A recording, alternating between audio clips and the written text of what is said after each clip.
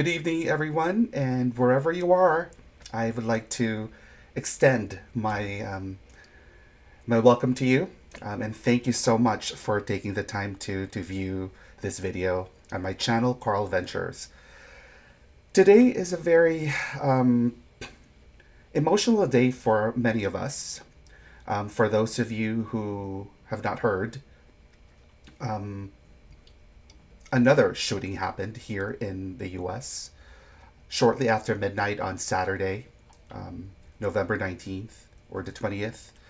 A gunman entered Club Q, which is an LGBTQ plus nightclub in Colorado Springs, Colorado, and he opened fire and shooting 22 people and leaving at least 5 people dead. The shooter has been identified by police, and although there has been no motive found yet, um, it was described as having all the trappings of a hate crime. And the attack also coincided with the Trans Day of Remembrance, which is an annual day of remembering lives lost to anti trans violence. And 2 of the 5 victims killed at Club Q were trans. It is really shocking to hear about this, and I don't ever want to be unshocked because these things should not happen and these things should never be normalized. Atrocious crimes against anyone just because they're different from you or from whatever normative conventions of society have been established is no entitlement to hurt anyone, whether physically, emotionally, mentally, verbally. Um, Violence against the LGBTQ plus community has been ongoing for decades.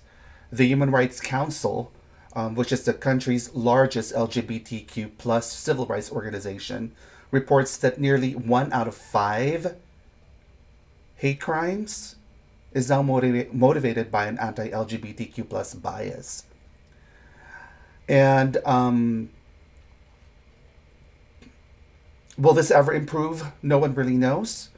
But all that we can do is to make sure that people are aware that these things exist because of hate, hate for others, for being different, for trying to exist, for trying to coexist with others. Just because we're LGBTQ plus doesn't mean that we exist to hurt others just by what we represent. What we represent are our true selves as human beings, as a people that we were created to be. And I hope and pray that one day we'll have an opportunity to come to terms with the fact that there is beauty in all of our differences. And that more education happens in our homes so that people understand that the reality of this world is that we are not the same. That what we believe in may not necessarily be what others believe in.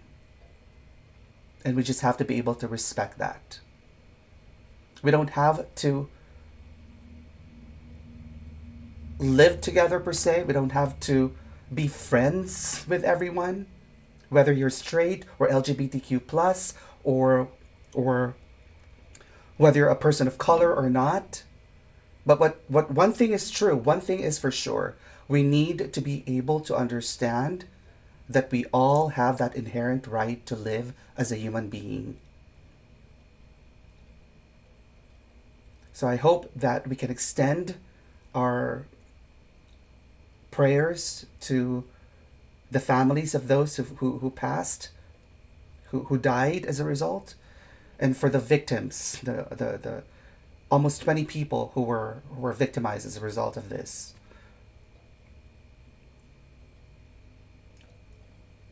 And sometimes when these things happen, I'm just lost. I just don't know what to say. Just because it's unbelievable. It's still unbelievable for me. And I hate to say this, but